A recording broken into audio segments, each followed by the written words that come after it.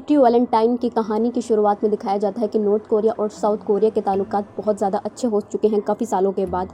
दोनों मुल्कों में आमदरफ्त लोगों की शुरू हो चुकी है। लोग ट्रेन के ज़रिए और कश्तियों के ज़रिए सफ़र करते हैं। अगले सीन में दिखाया जाता है कि सियोल में एक ट्रेन आके रुकती है जहाँ से लोग नॉर्थ कोरिया से आते हैं। उसमें से एक लड़की बाहर निकलती है जिसका नाम बई क्योंग ओके होता है। वो सियोल के अंदर किसी खास मकसद के तहत आई होती है। अगले सीन में फीटा नाम के एक ग्रुप को दिखाया जाता है जो कि एक आइडियल बैंड ग्रुप होता है जिसकी पॉपुलैरिटी पूरे सियोल में है। बिलियंस के लिहाज से उस ग्रुप के व्यूज़ आते हैं। लोग उस ग्रुप को बहुत ज़्यादा पसंद करते हैं। फीटा बैंड का कॉन्सर्ट होता है, उसकी सिक्योरिटी को लेकर अच्छे खासे इंतजाम किए जाते हैं। फाइनली उनका कॉन्सर्ट स्टार्ट हो जाता है। 5 आइडल स्टेज पर आते हैं और मिरर मिरर डांस का परफॉर्म करने लगते हैं जो कि बहुत ज़्यादा ज़बरदस्त परफॉर्म करते हैं। उनको देखने और सुनने के लिए लाखों की तादाद में ऑडियंस वहाँ पर आई होती है और उन्हें मुसलसल शेयर अप कर रही होती है। शहर की वाइस कमिश्नर ली भी ये कॉन्सर्ट लाइव देख रही होती हैं। उनके साथ उनकी टीम के लोग भी होते हैं। अचानक कॉन्सर्ट के गराज में एक ट्रक आकर रुकता है। ट्रक को जब खोला जाता है तो उसके अंदर कुछ बॉम्ब्स वगैरह होते हैं जो कि कुछ लोग उठाते हैं और कॉन्सर्ट के मुख्तलिफ जगहों पर जाकर हॉल के अंदर उन बॉम्ब को लगा दिया जाता है और किसी को अपडेट दी जाती है कि हमने तमाम बॉम्ब लगा दिए हैं, जल्द ही हम अपने मिशन को कंप्लीट कर देंगे।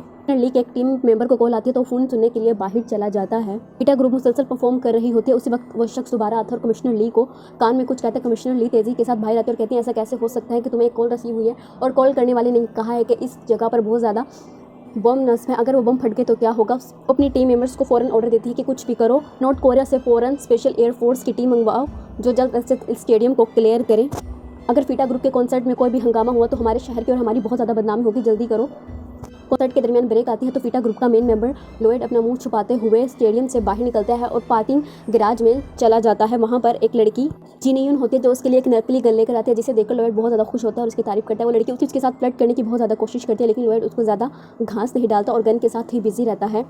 ली के कहने पे नॉर्थ कोरिया से स्पेशल एयरफोर्स आ जाती है जो पूरे स्टेडियम को अपने अंडर ले लेती है और तेज़ी से हर जगह जाकर चेकिंग करने लगती है। कुछ मीडिया लोगों को पता चल जाता है कि लोएड एक गाड़ी में मौजूद है तो मीडिया के लोग उस गाड़ी को घेर लेते हैं। जैसे ही वो लड़की लोएड के करीब आने लगती है उसी वक्त दरवाज़ा खुलता है तो दरवाजे के बाहर एयरफोर्स खड़ी होती है। वो तेज़ी से गाड़ी से बाहर निकालते हैं और उसके हाथ से गन लेकर चेक करते हैं और फिर उनमें से आगे मौजूद लड़की उस गन को बुरी तरीके से तोड़ देती है। लोएड ये सब कुछ देखकर बहुत बुरी तरीके से शौक में आ जाता है, चीखने लगता है कि तुमने ये क्या किया और फिर उस लड़की के मुँह पे से निकाब उतार देता है। और लड़की और कोई नहीं बई क्योंग होती है।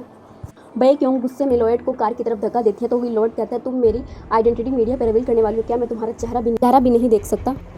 गुस्से में लोएड को कार की तरफ धक्का देकर वार्निंग देती है और फिर वो लोग वहाँ से चले जाते हैं। वहाँ से जाते ही मीडिया दोबारा से लोएड और उस लड़की सी जिनों को घेर लेते हैं और उनकी पिक्चर्स क्लिक करने लगते हैं।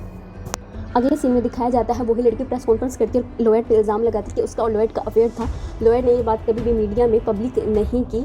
मैं पब्लिक कर रही हूँ, हमारे अफेयर को मानने से इनकार कर रहा है। लोएड जो कि अपनी टीम के साथ ही सब कुछ देख रहा होता है और चिकने लगता है और कहने लगता है लड़की झूठ बोल रही है, मेरा इसके साथ बिल्कुल भी अफेयर नहीं है, मुझे नहीं पता ये लड़की कौन है। दूसरी तरफ कमिश्नर ली कहती है मैं चाहती हूँ कि मेरा शहर पूरी दुनिया की नज़रों में आए, यहाँ पर ज़्यादा से ज़्यादा लोग विजिट करने के लिए आए। इसे मैं चाहती हूँ कि हमारे शहर के लिए एक स्पेशल फोर्स हो जो कि हमारे शहर की निगरानी अच्छी तरीके से करे ताकि कोई भी दोबारा हमारे साथ प्रैंक करने की कोशिश ना कर सके। तो नॉर्थ ऑफिसर इस बात की मंजूरी दे देता है। मीडिया में हर तरफ लोएड के अफेयर के चर्चे होते हैं जिसकी वजह से लोएड की कैरेक्टर को काफ़ी ज़्यादा बुरा साबित किया जाता है। लोएड गुस्से में अपने कमरे में जाता है और गेम खेलने ही लगता है। उसी पर उसके दिमाग में कुछ याद आता है और फ्लैशबैक सीन दिखाया जाता है जब एयरफोर्स ने उस फीटा कॉन्सर्ट वाली जगह को घेरा होता है तो लोएड छुप के योंग ओके को देखता है जो कि किसी बंदे से बुरी तरीके से लड़ रही होती है। उससे पहले वो बंदा उसको मारता। लोएड चीखते हुए योंग की नज़र उस लड़के पर पड़वाता है तो जिस तरह का शार हो जाते हैं उस बंदे को बुरी तरीके से मारते हैं लेकिन लोएड का चेहरा देख लेती है।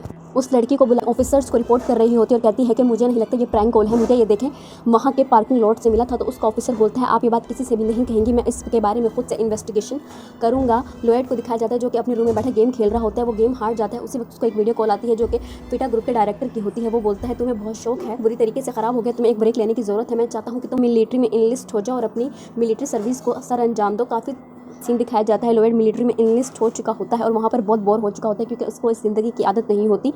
वो काफ़ी ज़्यादा परेशान होता है। अगले सीन में दिखाया जाता है लोएड फौजी कैंप में से गुजर रहा होता है तो वहाँ पर एक गाड़ी आकर रुकती है और उसमें से बई क्योंग बाहर निकलती है। वो लोएड को पहचान लेती है और लोएड भी बई क्योंग को पहचान लेता है। वो दोनों एक दूसरे को देखने लगते हैं और फिर बई क्योंग वहाँ से आगे की तरफ चली जाती है और यहाँ